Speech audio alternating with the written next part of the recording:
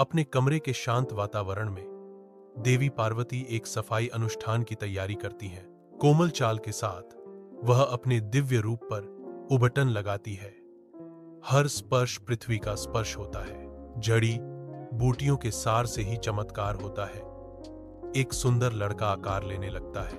गणेश दिव्य रूप से गढ़े गए बालक देवी के कोमल हाथों से जीवन में आते हैं। मातृ प्रेम से वह उसे गणेश नाम देती है, जो उसके भाग्य को चिन्हित करता है।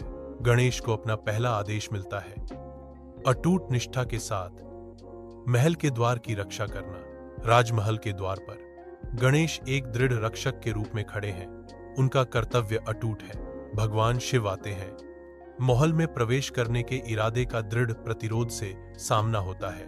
गणेश भगवान शिव के मार्ग को अवरुद्ध करते हैं, जो देवत्व के खिलाफ एक अचल बाधा है। अटल निश्चय के साथ गणेश घोषणा करते हैं, मां ने आदेश दिया है कि बिना अनुमति के कोई प्रवेश न करे। द्वार एक आसन्न दिव्य टकराव के केंद्र बिंदु के रूप में खड़ा है।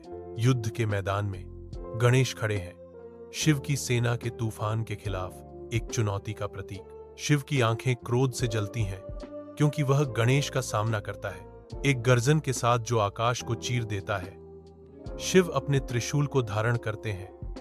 दिव्य हथियार भयावह रूप से चमकता है। त्रिशूल उतरता है, अराजकता के खिलाफ प्रकाश की एक चमक। गणेश गिरते हैं, उनका सिर धड़ से अलग हो जाता है, जो गहन मौन के क्षण को दर्शाता है। अपने कक्ष में देवी पार्वती की आंखें अपने पुत्र गणेश पर टिकी हैं, जो अब शांत और बेजान है। देवी के भीतर क्रोध का तूफान उठने लगता है। उनका दिव्य क्रोध प्रज्वलित होता है, जो ब्रह्मांडों को भस्म करने में सक्षम है। दुख और क्रोध से भरी पार्वती पूरी सृष्टि को नष्ट करने का संकल्प लेती है। वह अपना हाथ उठाती है, विनाश की एक लहर छोड़ने के लिए तैयार है, जो सभी रचना को नष्ट कर देगी। हवा में उसकी मुश्किल से रोकी गई क्रोध की गड़गड़ाहट है। देवता उसके क्रोध को देखकर भगवान शिव से समाधान की दृढ़ता से तलाश करते हैं। आकाशीय विस्तार के बीच भगवान शिव एक दिव्य फरमान जारी करते हैं। अपने वफादार गणों को एक पवित्र खोज सौंपते हैं। गण तारे की तरह चमकते हैं, दूर उत्तरी तारे की ओर अपनी ब्रह्मांडीय यात्रा शुरू करते हैं। युगों से खगोलीय नेविगेशन के माध्यम से गण अपने पवित्र मिशन से प्रेरित होकर ब्रह्मांड की यात्रा करते हैं। विशाल शून्यता में एक महत्वपूर्ण खोज इंतजार कर रही है। अंतरिक्ष के साये से एक हाथी निकलता है। हाथी शांति से खड़ा है, अनजान है उस भाग्य से जो गानों का इंतजार कर रहा है।